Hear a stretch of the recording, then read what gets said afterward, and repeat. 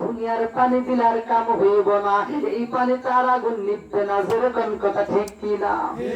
ইস্তার মাতার শরীরে আগুন লেগে গেছে, চারদিকে মানুষগুলো পানি দেয় কিন্তু আগুন নেবে না। ইস্তার মাতার চোখের পানি পড়ে কান্দে আগুনের ভিতরে। কারণটা কি? এরকম ঘটনা তো জীবনে কোনোদিন ঘটে নাই। এইবার ইয়াকুব আলাইহিস সালামের সন্তান আইসা নিয়ে এইবার জনগণ বলে হ্যাঁ হ্যাঁ।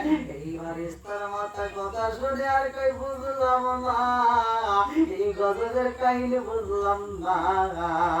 চারদিকে দৃষ্টি হয় অথচ আমার শরীরে আগুন লেগে যায়।